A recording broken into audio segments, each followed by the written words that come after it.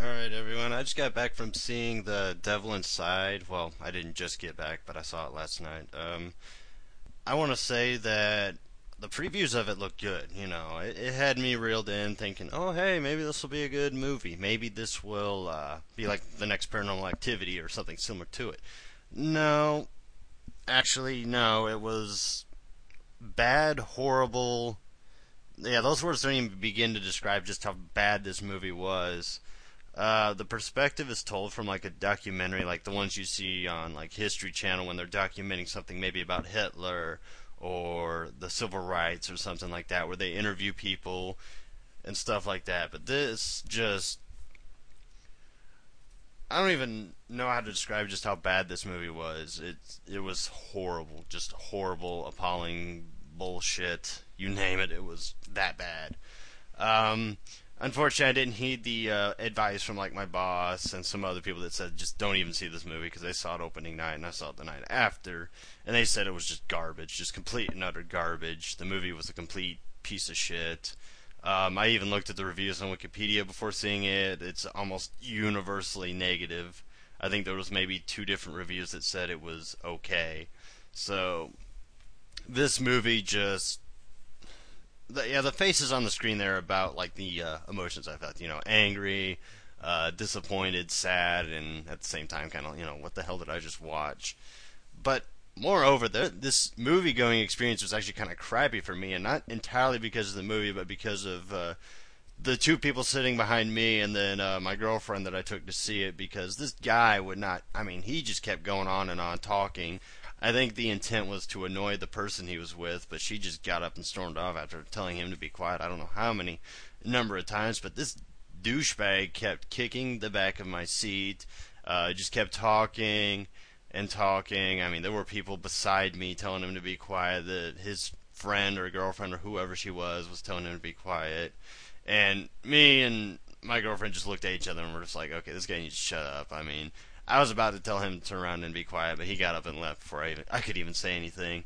But what was even more irritating was that he took his phone out and started talking, and for me that was the last straw. But again, before I could say anything to him, he got up and just left.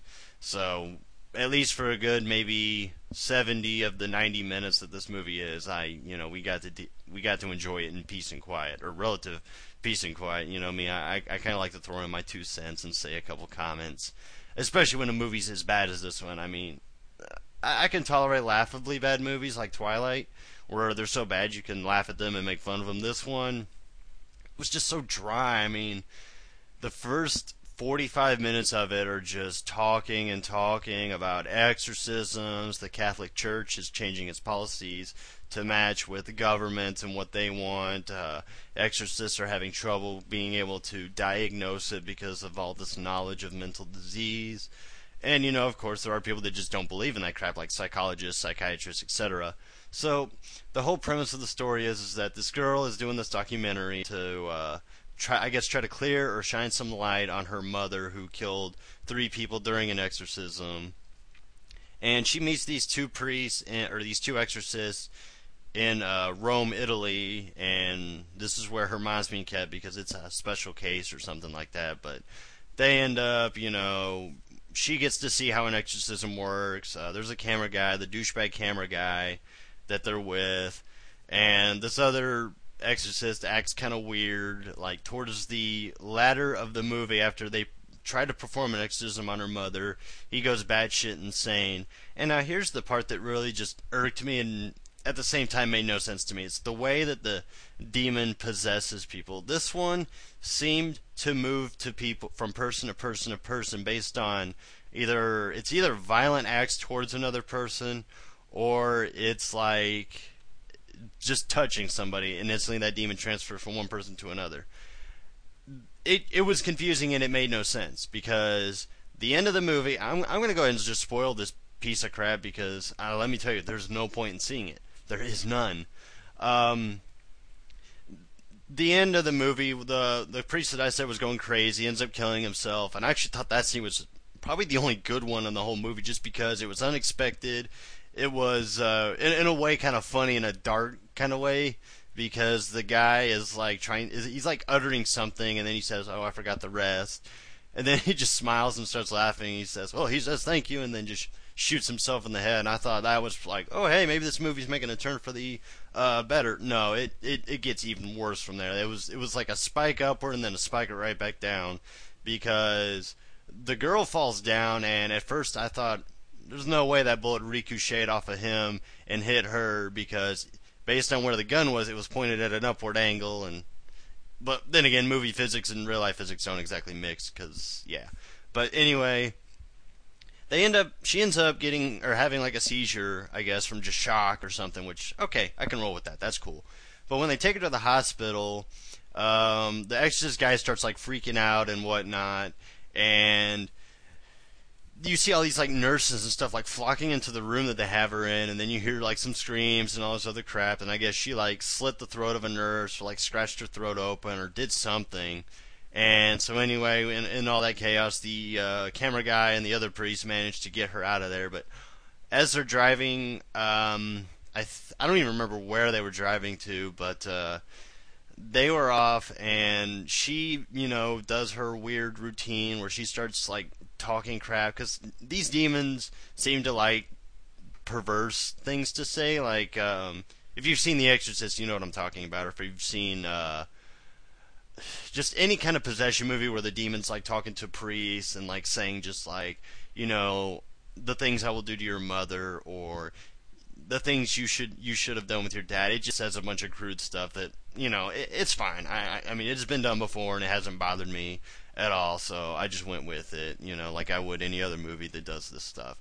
But anyway, they're in the car on the way back, and she attacks the camera guy who's driving, because the priest has to sit back with her, and he's trying to keep her calm. He's trying to make sure the demon doesn't like try to do anything. But she ends up, I guess, like shoving him aside and starts trying to strangle the driver, and he's like swerving all over the place and all this other crap.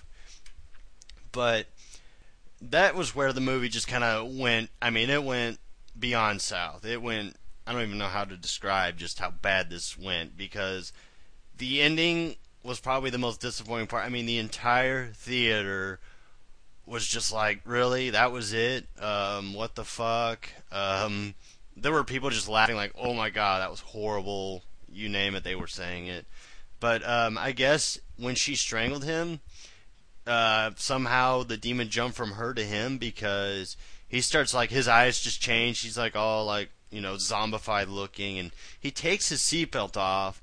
And, at first I'm like, what is he doing? And then he just like starts pushing down on the gas. I mean, he's like pedal to the metal, just flooring it forward, and they crash into a car, and the car that they're in starts spinning and falling down, I guess like a hill or something.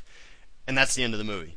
They all die. Or actually, it's kind of ambiguous, because actually, I don't even know. I don't care. These people were dumbasses, douchebags, and there was, I don't even know what the hell the plot to this movie was. Like, I don't understand what was even going on in the movie at all, because this movie just goes everywhere, and at the same time it goes nowhere. Because at first you think it's okay, it's about her mom, but no, it's about possessions in general. But then there's rules to possessions, and then there's certain ways that they work, and then there's ways that they can be possessed by more than one demon, and all this other just crap that just either didn't need to be in, or it was just executed poorly and it didn't integrate well with the plot. So, in a way, I would say that this movie was actually worse than Apollo 18, because at least Apollo 18 had a straight story despite being a bad horror movie. This one it just went nowhere. There was no plot to it, there was no progression, there was no real story other than girl wants to clear her mom's name or learn about her mom or some other crap. But in the end, it didn't particularly matter, because they all fucking died and nothing was resolved really, because the mom's still in the psychiatric ward, she's still considered crazy, these two priests who are kind of, bending the rules with the church, who are going around saving people behind the church's back, they die, the girl who's trying to figure stuff about her mom dies, the camera guy who kind of is introduced randomly in the beginning, like, I didn't even know that guy was the camera guy. I thought he was just part of the whole, or he was just one of the random people that she interviewed, but no, he's the one recording everything. He dies, and it did nothing that hasn't been done before. It was just This movie should have been straight to DVD. I don't understand um, how movie theaters green lighted this movie because it was definitely straight to DVD quality, if that. Because even a B movie, at least B movies are laughably bad. They're cheesy and they're not grade A and they're not you know memorable movies, but that's why they're called B movies. They're just quick cash cows. They just make them, sell them, make a couple of bucks out of them. They just spam these movies out just to make some quick money to maybe for a future investment in something else. But there isn't a whole lot to say about this movie other than it's bad. If you can avoid it, avoid it. Wait for it to come out on DVD, Netflix, Blu-ray, whatever. Actually, Blu-ray, no, because Blu-ray's... This movie does not deserve to be on Blu-ray at all, with how bad it was. Don't ever spend the money on a Blu-ray for this.